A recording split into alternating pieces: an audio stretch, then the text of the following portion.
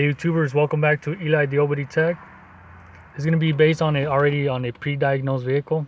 I've already determined the cause of what's making this vehicle have that symptom. Pretty much the customer say that the vehicle has a long crank, especially during a cold startup or doing a hot shutdown. After maybe a couple minutes, the engine tends to have a long crank. Hopefully this symptom occurs, when I show you guys what's going on. So pretty much the cause of this problem that this vehicle is having, it's a faulty fuel pressure regulator. But before I show you some visual inspections, I'm gonna go through the process I went through to determine the cause of this faulty fuel pressure regulator that's causing this long crank. But I wanted to show you guys some interesting data, which I was kind of confused. Maybe Keith DeFazio from New Level Auto could maybe chime in on the comments. But here we go. This vehicle actually does not have a check engine light. Let me show you guys real quick.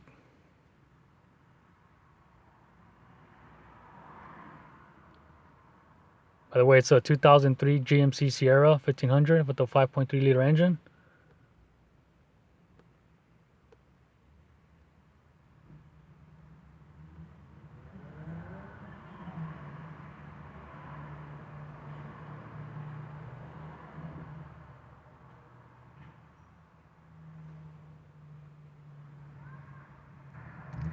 Alright guys, so as you can see, there's no diagnostic trouble codes. So now let me go to the data stream.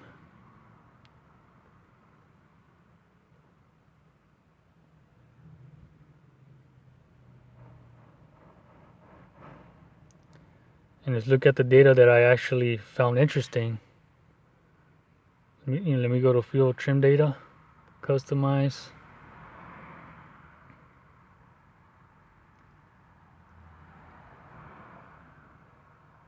And look at the barrel,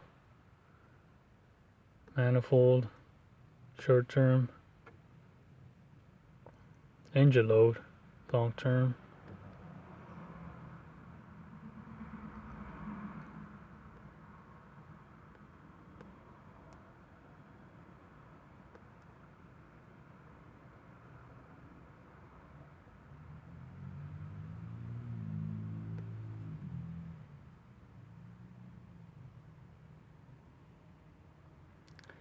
Alright guys, so hopefully this symptom occurs as I crank the engine, that long crank that the customer was talking about. I've already confirmed that it does have a long crank. But right now, just with the key on engine off, as you can see here, long-term fuel trim, bank 2, shows about negative 3.9. The rest, bank 2 long-term shows about positive 4.7. Short term on bank 1, bank 2 shows 0 since the vehicle's off. So here we go. There's that long crank and finally cranked over. So like I mentioned, this is due to a faulty fuel pressure regulator that's causing this long crank symptom.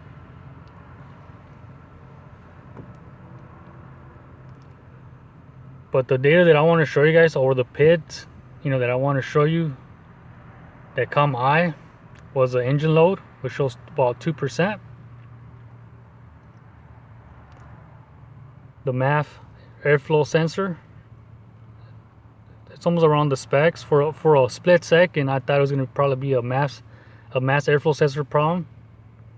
But since this truck is a 5.3, the grams per second are pretty much around that spec of 5.3, but the engine load is very low, 2%. Alright, so let's look at the fuel trims. Short term bank 1 fluctuating between negative positive. Short term fuel trim bank 2 still stuck at 0, but now it's fluctuating between positive and negative, but it's still within spec of that plus or minus 10%. Now long term bank 2 currently showing negative 6.2. Long term bank 1 shows positive 4.7. So when I saw that fuel trim on bank 2 being negative, I told myself if it was a mass airflow sensor problem, it would have actually affected both banks. But since bank 2 is on long-term fuel trim is showing negative and bank 1 long-term is showing positive 4.7, I said, you know, that can't be the cause of this fuel trims being actually this fuel trim on bank 2 being negative. It would have been on both banks.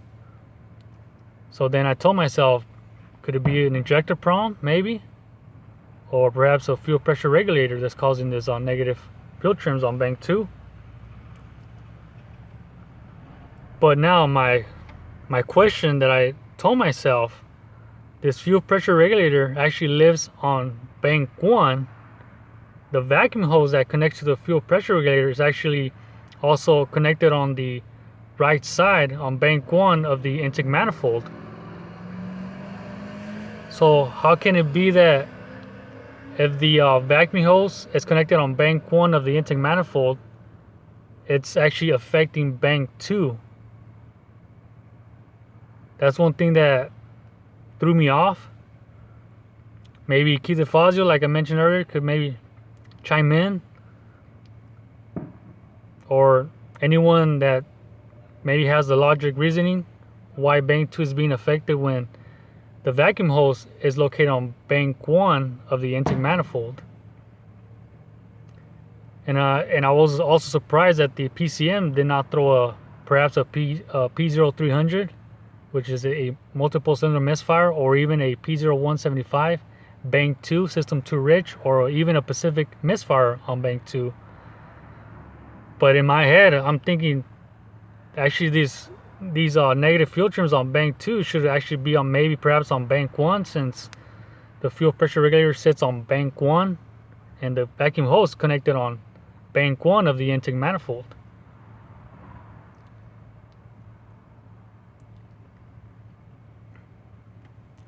As I rev the engine, actually these fuel trims get better, especially on bank 2 long term. So here we go.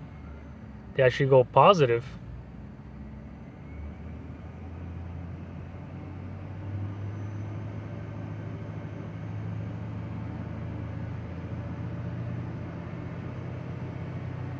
Long term on bank 1 is about 6.2. Short term, they're fluctuating between positive and negative. Long term, bank 2 went to positive 2.3.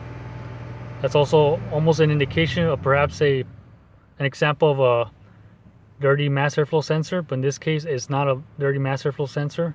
The grams per second show that it's within spec, but the engine load is 2%. Alright, so let me go out there and show you guys the faulty fuel pressure regulator. Alright.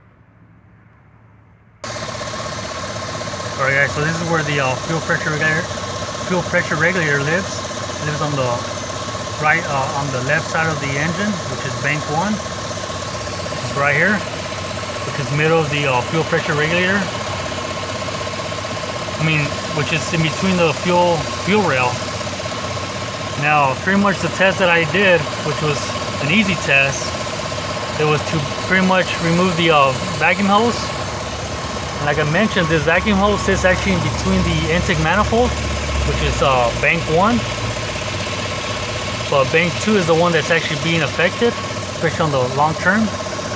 So here we go. Hopefully the symptom occurs when, hopefully you guys saw that. How the fuel actually squirted out of the fuel pressure regulator nipple, which is pretty much a faulty diaphragm on the fuel pressure regulator. Here we go. As I put my finger over the port, you see that we have some fuel leaking, which is causing this long crank symptom during crank.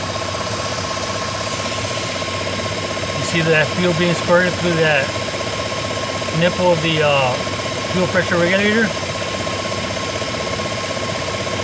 So I'm thinking that perhaps this is this problem is not really severe yet. That's the reason why the PCM didn't throw any codes. But this is pretty much the symptom or the cause of this long crank. A faulty fuel pressure regulator that's leaking past the diaphragm. Alright guys, so hopefully you guys got my my point of view of my pre-diagnosis on what I saw on the scan data. Perhaps the point where I got pretty much confused of why bank 2 was being affected and not bank 1. I guess somehow when the vacuum hose is being, or when the vacuum is sucking the fuel into the intake manifold, perhaps it's spraying more into the bank 2 instead of bank 1. I'm not sure, or maybe the design of this intake manifold affects more of the bank 2 than the bank 1. Alright guys, so hopefully you guys enjoyed this video and you guys learned something about this. Is it actually this common problem on these GM vehicles, especially on these trucks. Alright guys, so this is Eli the OBD Tech. Subscribe if you like.